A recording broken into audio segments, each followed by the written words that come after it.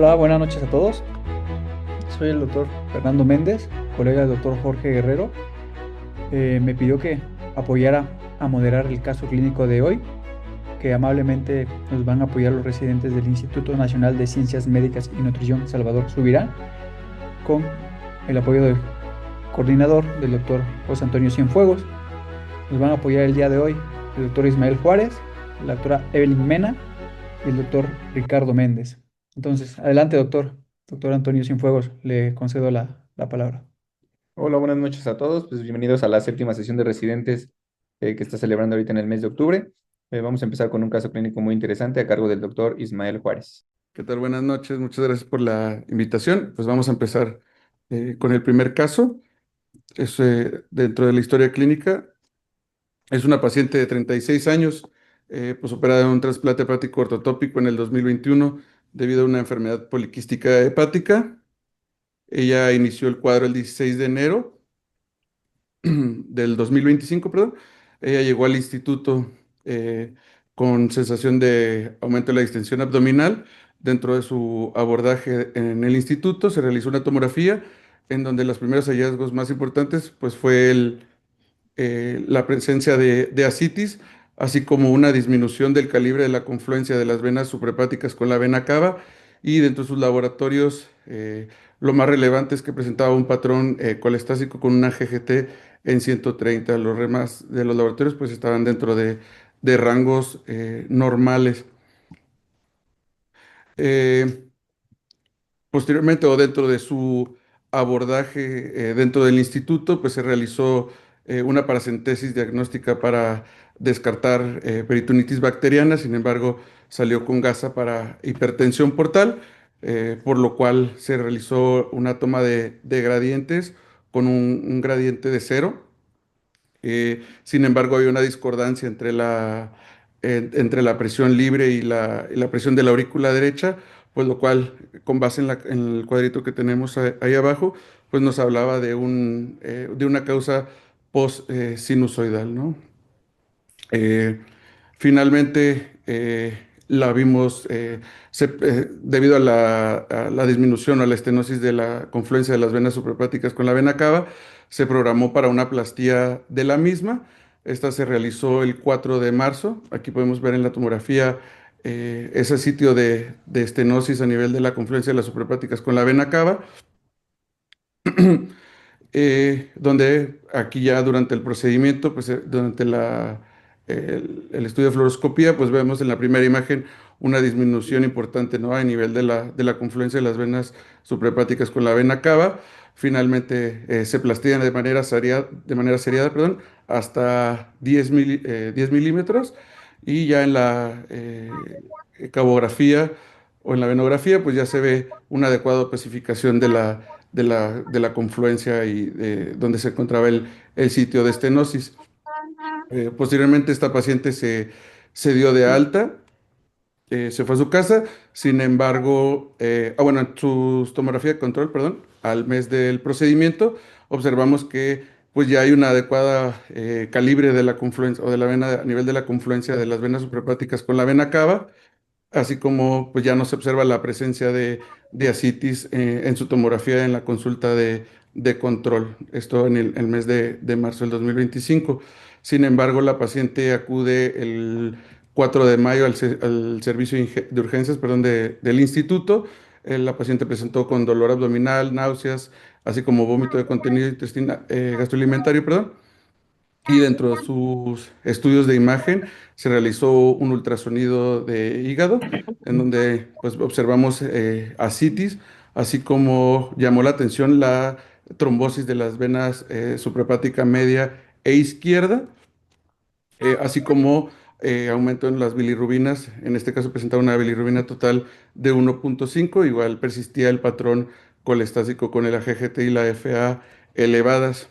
Dentro de su abordaje se realizó una tomografía para valorar la extensión de la trombosis, y observamos en la primera imagen pues la trombosis que ya se había caracterizado por ultrasonido, en donde observamos la trombosis tanto de la vena suprahepática derecha, media y la izquierda, así como la presencia de ascitis. En la segunda imagen vemos en un corte axial, vemos la presencia del trombo y igualmente el trombo a nivel de la vena cava, ¿no? Y igual en la primera imagen vemos eh, una alteración en la perfusión del parénquima hepático por los cambios ahí de la densidad en el mismo. Por lo cual, en consenso con el equipo de trasplantes, se decidió, perdón, realizar una trombolisis indirecta eh, con alteplase, perdón, en donde se canuló principalmente, perdón, el tronco celíaco con un catéter Cobra 5 French y finalmente con un sistema microcatéter Direction Fathom High Flow con una 0.027. Se canuló y se dejó el catéter en la arteria hepática y posteriormente se conectó a una bomba de infusión con alteplase a 10 mililitros hora durante 24 horas. Sin embargo, en su tomografía de control, pues observamos que no hay una respuesta significativa de la trombosis. Persistían la trombosis a nivel de las suprahepáticas, así como la citis y el trombo a nivel de la vena cava, por lo cual se decidió realizar un procedimiento más invasivo con una trombectomía mecánica, con un flow driver de Inari, en donde se hizo un abordaje tanto yugular derecho como femoral del mismo lado. Esto se hizo con unos introductores del sistema que son 16 French, en donde el abordaje o el catéter de aspiración del yugular derecho, perdón, tiene como un sistema de red, lo cual nos ayudaba, sobre todo por la posición donde se encontraba el trombo de la vena cava, nos ayudaba como un sistema de protección al momento de hacer la aspiración por vía femoral del trombo o la aspiración mecánica del trombo de la vena cava por vía femoral, pues nos ayudaba como un sistema de red en caso de que se nos fuera a desprender algún trombo y se nos fuera al sistema o al pulmón, pues esto nos ayudó como sistema de protección para evitar en caso de que se desprendiera algún trombo, pues se fuera al pulmón, ¿no? Entonces lo que se hizo fue una aspiración mecánica primero del trombo de la vena cava vía femoral. Posterior a eso se realizó una cabografía en donde pues observamos que aquí como en el video de la imagen o el video, pues ya observamos una pacificación completa de la vena cava, ¿no? Donde en la imagen del medio observamos que se encontraba el trombo.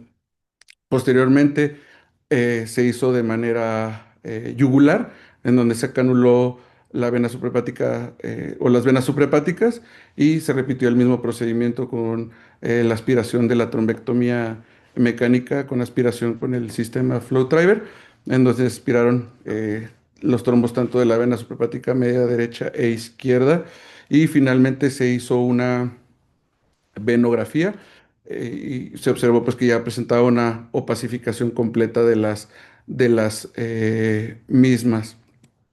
Y ya posteriormente pues se hizo igual una nueva plastilla a nivel de la confluencia porque igual y mente se había estenosado otra vez la confluencia a nivel de las suprahepáticas con la vena cava. Se realizaron igualmente otras plastillas seriadas con balones hasta, en este caso creo fueron hasta 20 milímetros y finalmente se hizo una ecografía de control en donde se observó una adecuada opacificación ya del medio de contraste a nivel de la confluencia. Aquí tenemos unas imágenes clínicas del procedimiento.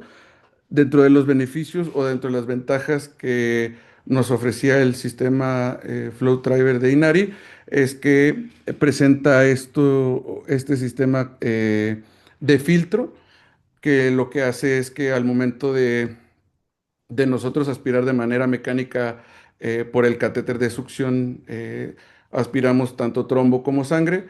Entonces lo que tiene este sistema diferente es que nos ayuda a conectarlo, o la sangre donde se encuentra la sangre junto con los coágulos, filtrar la sangre para poder regresar la sangre sin coágulos al paciente, ¿no? Y no necesitarla posteriormente el hecho de que tengamos que hacerle transfusiones por la aspiración de la sangre, ¿no?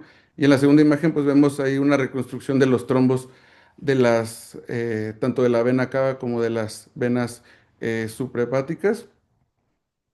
Finalmente, ya en el estudio de control, a las 24 horas, pues ya observábamos una respuesta casi completa del trombo. Vemos que a nivel de las suprahepáticas presentaba todavía un defecto de llenado a nivel de la suprahepática, y el trombo de la vena cava pues ya se veía de menor tamaño con respecto al estudio inicial o previo al procedimiento. Igualmente, las bilirrubinas o dentro de los laboratorios tuvieron mejoría. Observamos una bilirrubina total de 0.5. Previo al procedimiento tenía una bilirrubina de 1.5, lo cual pues nos habla de que había mejoría, ¿no? Así como también observamos una mejoría de la perfusión hepática. Ya no observamos esos cambios de densidad dentro del parenquima hepático. Lo único que persistía pues era el patrón colestático que ya se había visto desde el principio del paciente, ¿no? Finalmente, el paciente se va con anticoagulación y se ve en consulta un mes posterior al procedimiento, y finalmente observamos pues ya una opacificación completa de manera adecuada de las venas suprahepáticas, así como de la ausencia de la citis en cavidad abdominal. Y a nivel de la vena cava, pues ya observamos igualmente una opacificación completa de la misma y disminución o prácticamente ausencia del líquido de ascitis, ¿no? Así como a nivel de la confluencia, pues una adecuada calibre de la confluencia y de las venas suprahepáticas con la vena cava. Y ya como una pequeña revisión. Bueno, pues dentro de las complicaciones vasculares en pacientes posttransplantados o en pacientes con trasplante hepático, realmente las complicaciones venosas, hablando de las suprahepáticas o vena cava, realmente son muy infrecuentes. Son entre 1 y el 6%, y en conjunto, tanto estenosis como trombosis, realmente el porcentaje es mucho menor a este porcentaje. Dentro de los síntomas, estos pacientes refieren a citis, edema de miembros pélvicos inferiores, derrame pleural, así como dolor abdominal. Perdón. Y bueno, pues la estenosis tiene una prevalencia menor al 0.8%. Realmente el porcentaje de complicaciones es muy infrecuente y muy raro en estos pacientes, sobre todo a nivel venoso a nivel de las venas suprahepáticas. Y bueno, también pues la recurrencia es alta en estos pacientes, hasta el 50% en aquellos pacientes a los que únicamente se sometieron a aplastía. También dentro de la literatura pues se habla que el uso de stent tiene una buena tasa de éxito de hasta el 93% a 5 años. Sin embargo, en nuestro paciente no decidimos colocarle el uso de stent debido a que pues la edad de la paciente era muy joven, y pues el uso del stent pues también tiene su vida media, ¿no? Y bueno, en trombosis oclusivas, pues el tratamiento de primera elección es la trombolisis indirecta, y en caso de que esta falle o tenga alguna contraindicación para la trombolisis indirecta, la trombectomía mecánica realmente es un buen tratamiento que se puede ofrecer a estos pacientes con estas complicaciones, ¿no? Y realmente, en cuanto a la trombolisis indirecta o la trombectomía mecánica, realmente no hay mucho en la literatura. Realmente lo único que se encontró pues fueron únicamente reportes de casos, todos pues con información muy diferente. Dentro de los casos que se lograron recabar, perdón, era este caso en donde ellos decían que la anticoagulación con heparina de bajo peso molecular pues era el tratamiento de primera elección para pacientes con trombosis, perdón, y que tanto la trombolisis indirecta y la trombectomía pues eran una alternativa efectiva y mucho menos, menos invasiva, perdón, y con una gran tasa de éxito con respecto a una trombectomía quirúrgica, o incluso la decisión de hacerle un retrasplante o volver a colocar a este paciente pues en lista de trasplantes, ¿no? En este caso, ellos utilizaron un sistema de aspiración mecánica Pronto V4, 7 French, este es de Cook Medical, y ellos recomendaban que, o al menos en su caso, reportaban que se le dio anticoagulante durante 3 meses al paciente y posteriormente se le hizo tomografía de control y se observó que ayudaba o tenía éxito, al menos en este caso que ellos reportaron, ¿no? Entonces, eh, pues el uso de este sistema de aspiración realmente pues es muy efectivo y que tiene una buena tasa de éxito en pacientes post-trasplantado con trombosis de las venas, ya sea suprahepática o de la vena cava. Pues ya sería todo de mi parte, pues muchas gracias. Muchas gracias, doctor Ismael. Excelente caso. Como pueden ver, el paciente con posoperado de trasplante hepático no está exento de complicaciones y es muy importante estar pendiente tanto de cómo hacer el diagnóstico y cómo tratar estas. Entonces es muy importante conocer todo esto y qué alternativas tenemos para que si en algún momento les llega a suceder en su práctica, tengan un ejemplo de qué es lo que hicimos nosotros ahí en el instituto, que tenemos un gran volumen de trasplante y es frecuente que veamos estas complicaciones. A continuación, la doctora Evelyn Mena va a presentar el segundo caso clínico. Buenas noches. Bueno, continuando con los casos, pues esta es una paciente que también tuvimos en el instituto, es una mujer de 31 años y como antecedentes personales patológicos importantes, pues tenemos que es una paciente previamente sana, tuvo una colecistectomía laparoscópica, pues secundario a una colecistolitiasis en el 2021, en donde hubo una complicación de una lesión de vía biliar, una clasificación no especificada, ya que esto fue fuera del instituto. Secundario a esto, pues le realizaron una derivación biliodigestiva en el mismo año y pues el motivo de consulta, ella llega el 20 de diciembre con nosotros al instituto con pues fiebre, dolor abdominal, acolia, con una clínica típica de colangitis, ¿verdad? Dentro de la historia de la enfermedad, pues tenemos que la paciente comentaba que dentro de los meses de agosto del 2021 a diciembre del 2024, pues había tenido ya 7 episodios previos de colangitis tratados solamente con antibioterapia, ingresos hospitalarios fuera del instituto, por lo cual refieren a nuestra institución en este caso en diciembre del 2024. Como les comento, pues en ese momento se recibió a la paciente en urgencias, se realiza una tomografía y pues a grandes rasgos pues tenía datos de patolitiasis y de colangitis, por lo cual se decide el ingreso hospitalario a nuestra institución.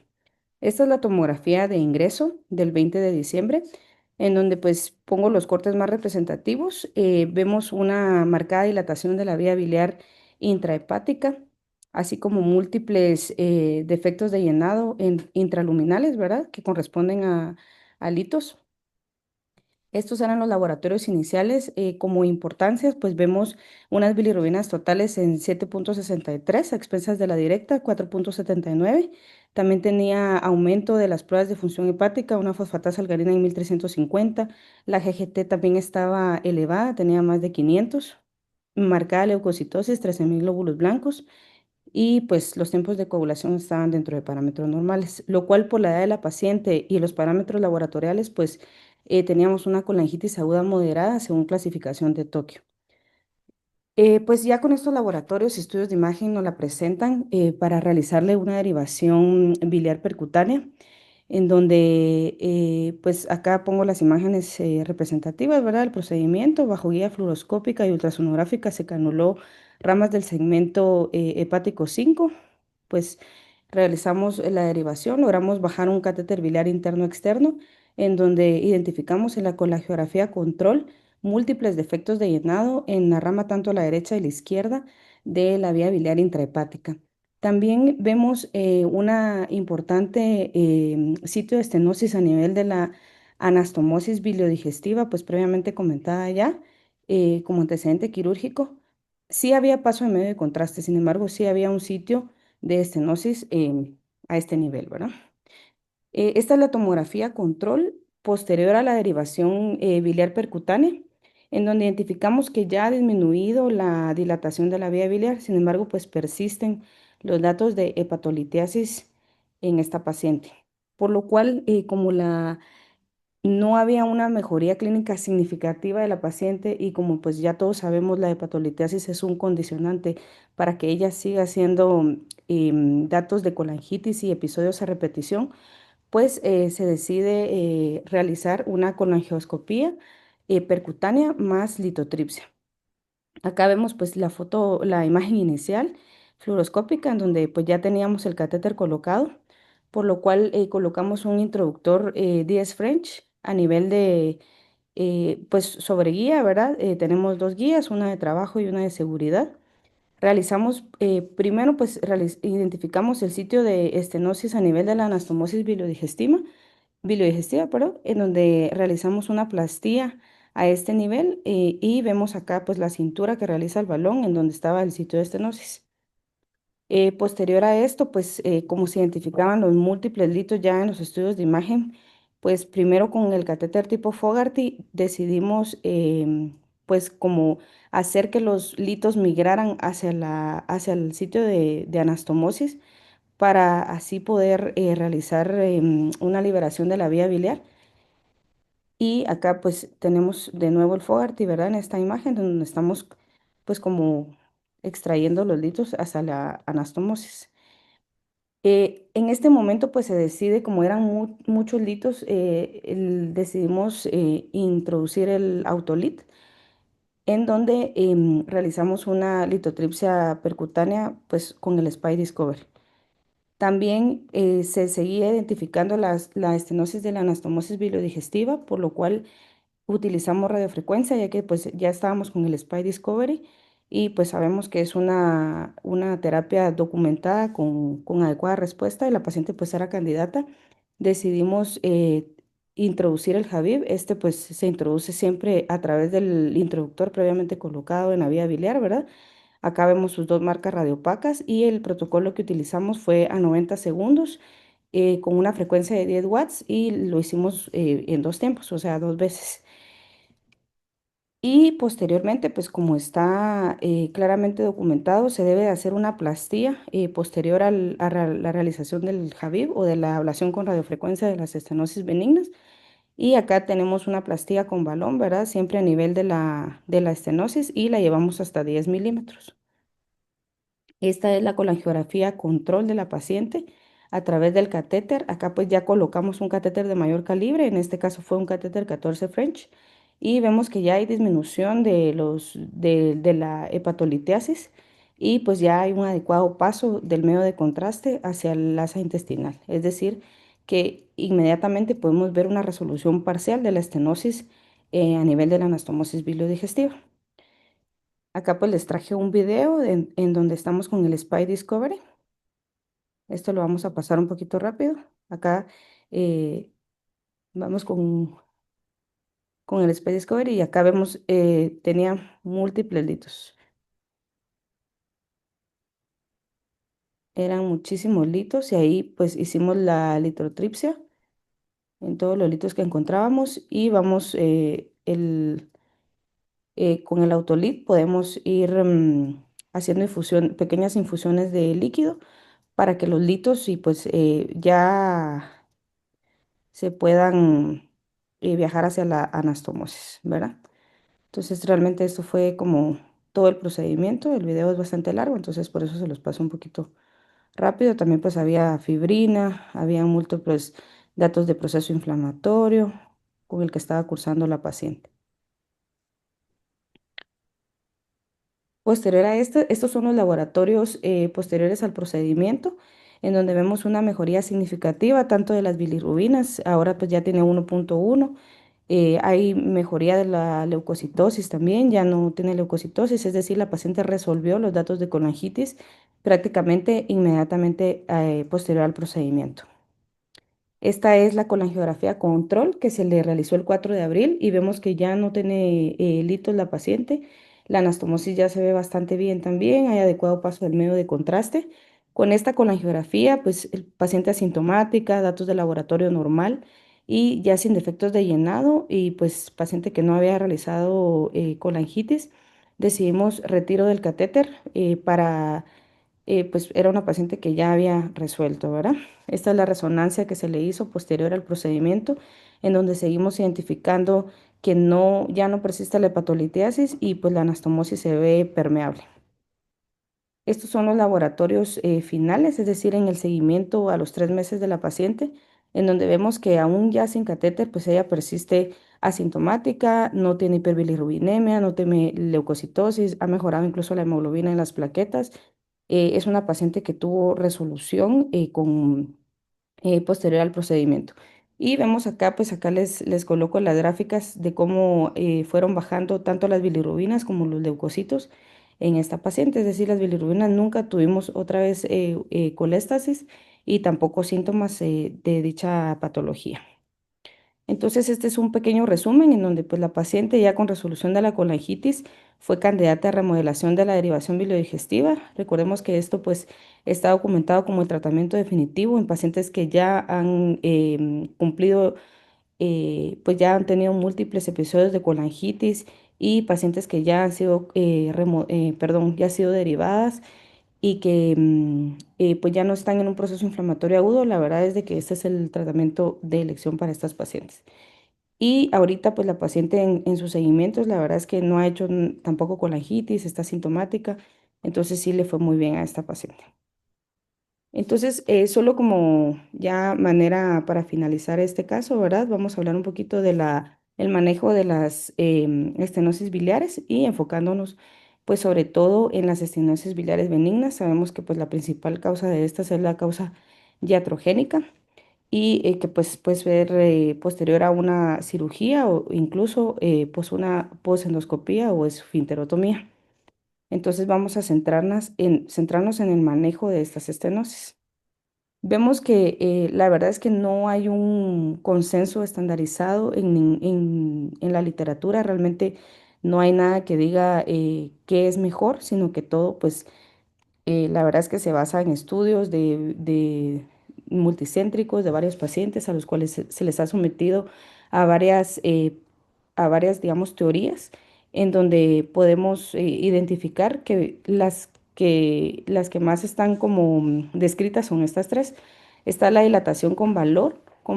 La dilatación con balón, realmente esto tenemos que valorar el tiempo de la estenosis. Es decir, la literatura describe que pacientes que llevan menos de un mes de la lesión o de la estenosis y que tienen un proceso inflamatorio agudo, no podemos someterlos directamente a una plastía, sino que la indicación en este caso es hacer una derivación biliar percutánea, esperarnos 2 semanas y después de esto ya podemos hacer una plastía de vía biliar, porque si no incluso podemos romper la vía biliar.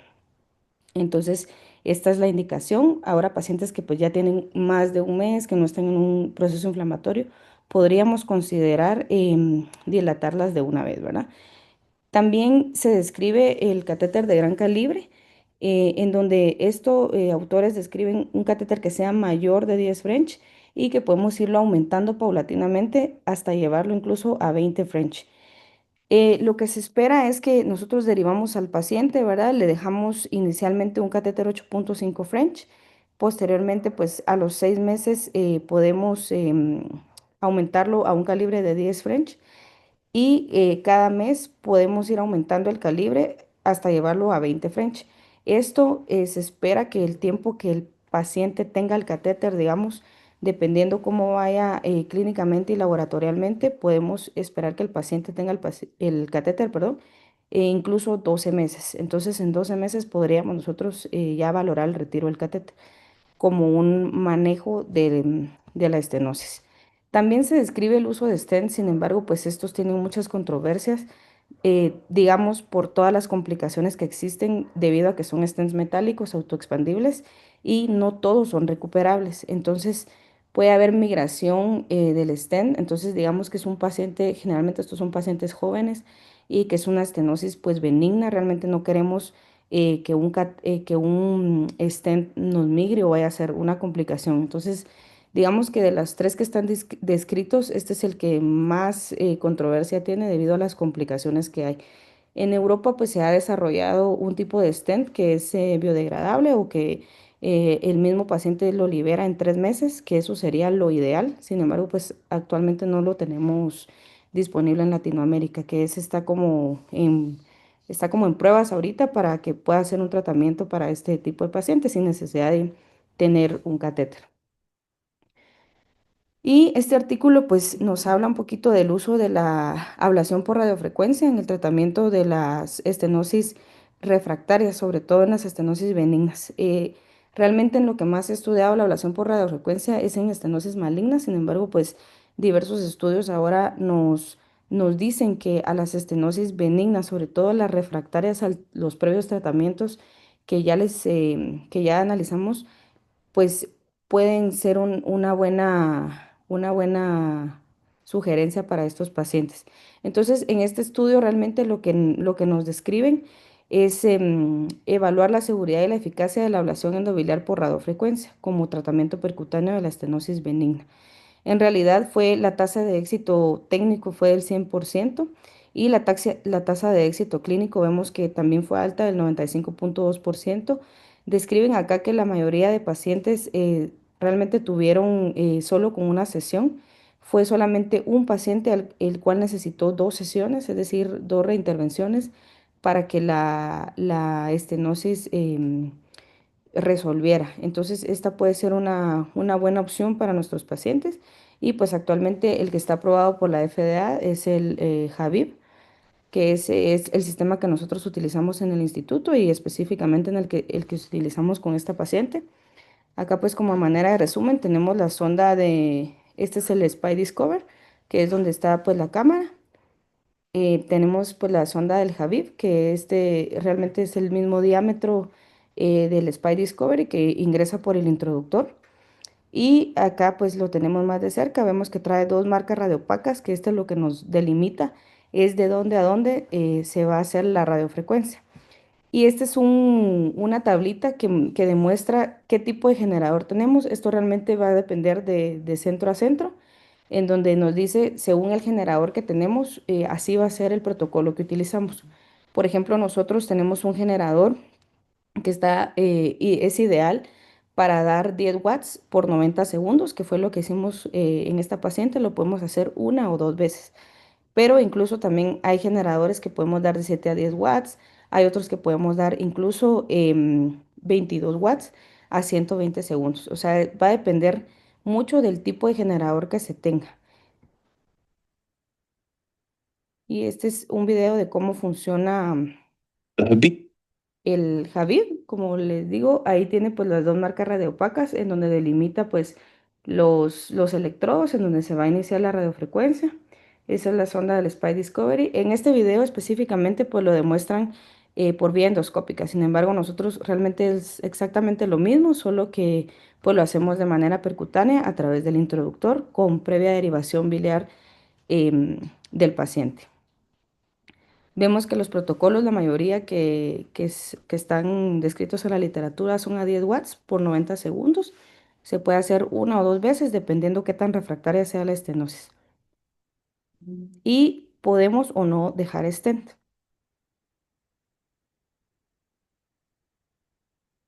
Y siempre, acá pues siempre se recomienda posterior a la ablación con radiofrecuencia, siempre realizar una plastía con balón, como lo demuestra el video. O sea, después de que hacemos la radiofrecuencia, realizamos una plastía con balón. Nosotros lo hacemos hasta 10. Llevamos como es, pues ya es una anastomosis biliodigestiva, hasta 10.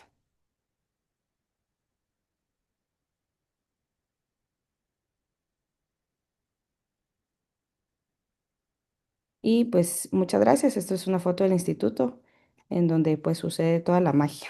Muchas gracias.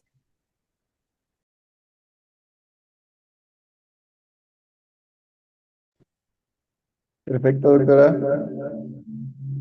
Muchísimas gracias por la presentación. Como vieron, también un caso algo atípico, no es frecuente que haya hepatolitiasis y cuando la hay, el primer tratamiento de elección es siempre endoscópico en su mayoría de veces. Sin embargo, en pacientes que tienen anatomía alterada o cuando el endosco no puede pasar a través de las estenosis, el siguiente paso somos nosotros, que podemos ser igual o más resolutivos que los endoscopistas para este tipo de tratamientos. Vieron cómo era un hígado que estaba lleno de litos y al final quedó vacío, incluso pudo ir a cirugía. Entonces, para que también lo tengan en cuenta que podemos resolver. Y las estenosis, el Javib está descrito principalmente para tumores o cuando hay endoprótesis que ya se las comió el tumor, está hecho para volver a ponerlos permeables. Sin embargo, para las estenosis benignas también ya se ha estudiado y como se demostró en el caso, también es muy útil y podemos dejar a los pacientes libres de catéter. A continuación, el doctor Ricardo Méndez va a presentar el último caso clínico.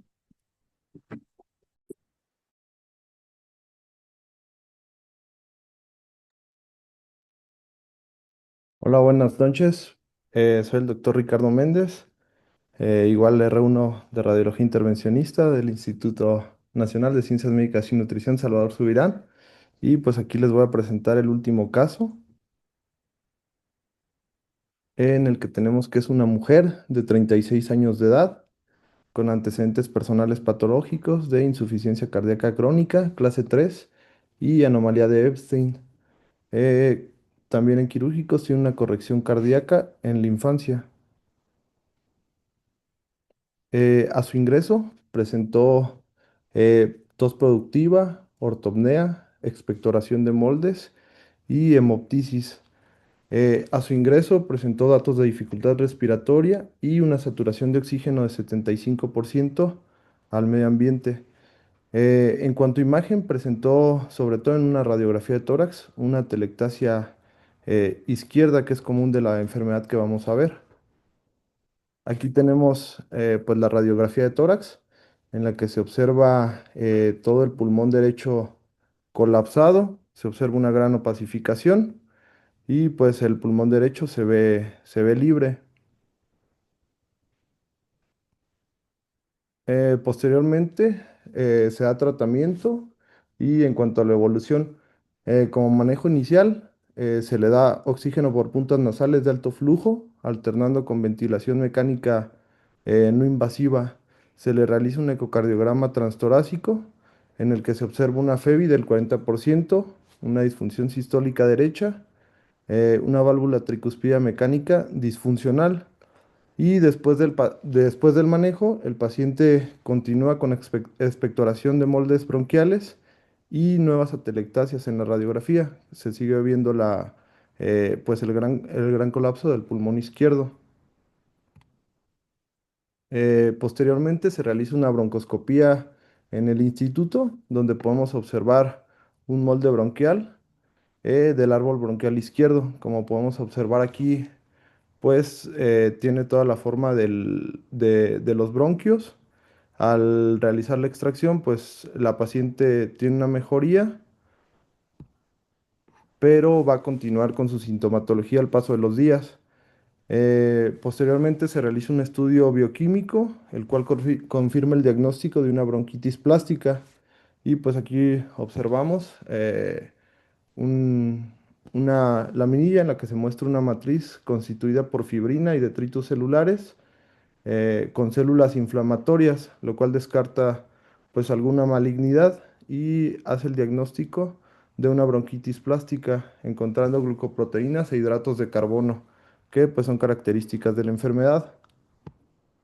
Posteriormente, durante su manejo, se da una ventilación percusiva intrapulmonar en la que se observa una clara mejoría clínica de la paciente, pero a la vez, si se retira esta ventilación percusiva, la paciente vuelve a tener importantes síntomas respiratorios que la hacen pues dependiente de este sistema. Eh, es presentado el caso al Departamento de Radiología Intervencionista, donde se realiza una linfangiografía pélvica de manera bilateral, en la que se van a puncionar los ganglios inguinales con una instilación de lipiodol. Y aquí podemos observar, pues en esta linfangiografía, cómo se observa tanto el sistema linfático derecho, tanto como izquierdo, en la región pélvica. Eh, Posteriormente se observa, pues, En cuanto a la linfangiografía pélvica, una punción de ganglios inguinales, igual con instilación de lipiodol. Y aquí tenemos esta otra imagen en la que se observa una cisterna del kilo. Aquí les voy a señalar, pues realmente disminuida de tamaño, lo cual nos hace pues que sea muy difícil la punción a este nivel. Al continuar el estudio, pues ya se observa una fuga de drenaje linfático, sobre todo a nivel pulmonar izquierdo, como podemos observar en esta zona, y así como en la desembocadura del conducto torácico a nivel de la unión yugulosubclavia izquierda, como podemos observar aquí. Aquí se realiza una venografía con un abordaje femoral venoso en la que podemos observar cómo introducimos un catéter reverso, MHK5 French, y se va a canular el conducto torácico aquí a nivel de la unión yugulosubclavia. Aquí podemos observar el catéter y posteriormente ya que se canuló el sistema linfático, aquí podemos observar en este video que se pasa con un microcatéter se realiza una embolización superselectiva de ramas linfáticas bronquiales izquierdas con una mezcla de lipiodol con cianocrilato, la cual va a ser en una relación de 2:1, lipiodol 2 y cianocrilato 1. Posteriormente a esta embolización, podemos observar aquí una fluoroscopía de control en la que vamos a observar un control con la embolización en las ramas linfáticas bronquiales izquierdas. Aquí podemos ver cómo se ve estas imágenes hiper, con un hiperrealce. Y posteriormente, aquí podemos observar a las 48 horas del procedimiento cómo hay una resolución de la telectasia y el colapso del pulmón izquierdo, pues ya eh, resuelto. Como conclusión, en un postprocedimiento se obtuvo una resolución clínica de la paciente en su egreso a las 72 horas sin presencia de sintomatología ni moldes bronquiales y se realizó una referencia para continuar un protocolo de recambio de prótesis mecánica. En cuanto a la revisión de caso, pues vamos a tener que la bronquitis plástica es una enfermedad rara y potencialmente grave. Va a ser caracterizada por la formación y expectoración de moldes bronquiales, eh, los cuales van a obstruir las vías respiratorias. Esto va a ocasionar una obstrucción bronquial. En cuanto a las etapas fisiopatológicas, vamos a tener que se va a producir una lesión epitelial por infección, daño inflamatorio o aumento de presión linfática, la cual va a generar un aumento de la permeabilidad capilar y una extravasación de proteínas plasmáticas, de fibrinógeno y albúmina, lo cual va a causar una inflamación de la mucosa bronquial. Posteriormente, el fibrinógeno exudado se va a convertir en fibrina, formando una red densa que va a atrapar el moco, las células epiteliales, los linfocitos y los eosinófilos, causando una exudación y una coagulación local. El material fibrinoso se va a solidificar y va a adoptar la forma de la luz bronquial y pues va a ser aquí la formación del molde. En cuanto a la asociación con enfermedades pulmonares crónicas y con enfermedades cardiovasculares, especialmente en cardiopatías congénitas, eh, la principal, em, la principal cardiopatía la principal cirugía que vamos a observar en esta enfermedad va a ser la cirugía de Fontan, en la que se va a tener una hipertensión venosa pulmonar y un reflujo linfático. En cuanto al tratamiento, pues vamos a tener que va a continuar siendo un reto. Va a haber diversas intervenciones y una de las más importantes en estos momentos, pues es la embolización de vasos linfáticos. Este es un estudio que se realizó en el 2016 en 18 pacientes, los cuales todos tenían una operación de Fontan. Se hizo una embolización de vasos linfáticos o del conducto torácico y tuvimos unos resultados del 88% con una mejoría significativa al año, 15 de 17 pacientes. Una técnica pues que es prometedora, aunque aún la muestra es pequeña. En cuanto a la evidencia actual de esta enfermedad, vamos a tener que hay buenos resultados en cuanto a la mejoría de síntomas y resolución de moldes bronquiales. Una de las limitaciones en cuanto al procedimiento va a ser que hay un número reducido de pacientes, un seguimiento relativamente corto y se ocupan técnicas altamente especializadas que solo pues, van a ser posibles en centros muy especializados. En cuanto a las complicaciones, pues está la embolia sistémica del lipiodol, que va a ser pues una de las más importantes. En cuanto a la conclusión de este tema, pues vamos a tener que la embolización de vasos linfáticos es una opción terapéutica eficaz. La intervención en el sistema linfático es una vía emergente y eficaz. Y pues este caso subraya la importancia de un enfoque multidisciplinario para el manejo de enfermedades respiratorias raras y la necesidad de continuar tratamientos innovadores. Y pues ya sería todo este caso. Perfecto. Muchas gracias, doctor Méndez. Otro caso también atípico que no es muy frecuente encontrar en nuestra práctica clínica, sin embargo, también considero que es importante que conozcan, sobre todo, más que el tratamiento de la bronquitis plástica, el abordaje que se usó para este caso, que fue el abordaje transvenoso de los conductos linfáticos, que no es frecuente. No sé si alguien del público tenga alguna pregunta de alguno de los casos.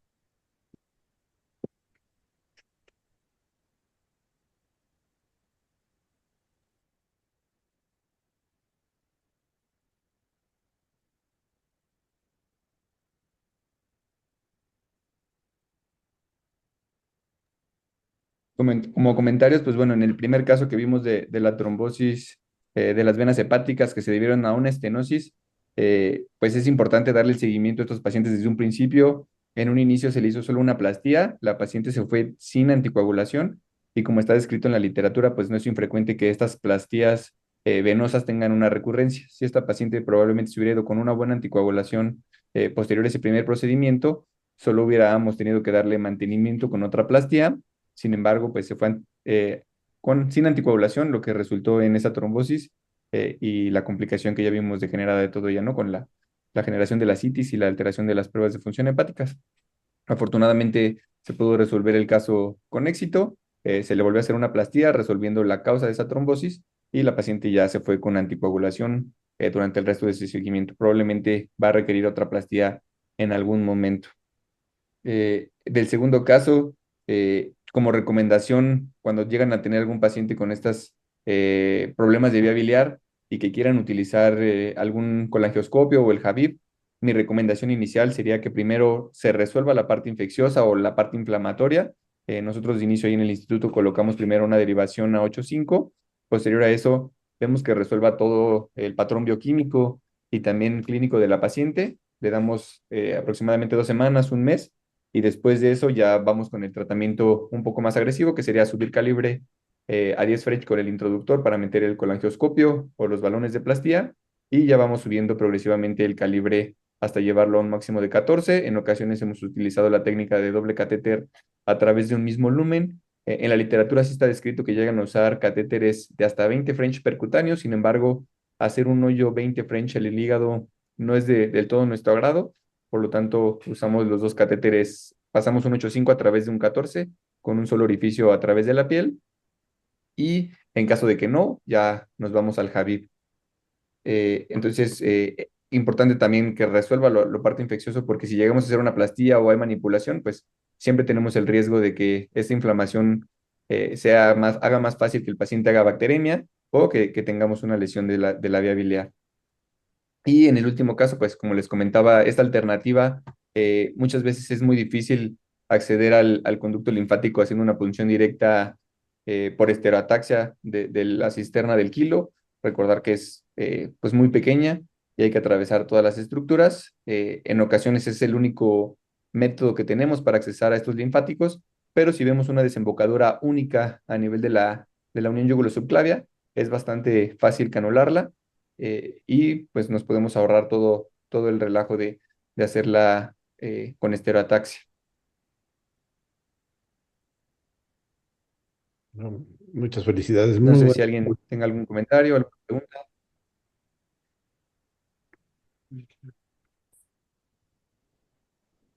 No, muy bonitos casos, muy bonitos. Yo solamente no entendí lo que estaban explicando de patología. Aparte, todo lo demás muy bien, sin fuegos, pero lo de pato no entendí nada. Nomás veía rosita y ¿cómo se llama? Y morado. Sí, es un corte con hematoxilina y eosina, donde solo se ven células inflamatorias. Lo importante de esos casos es sobre todo descartar que hay alguna célula neoplásica, que pues ahí solo se veía inflamación y depósitos de fibrina.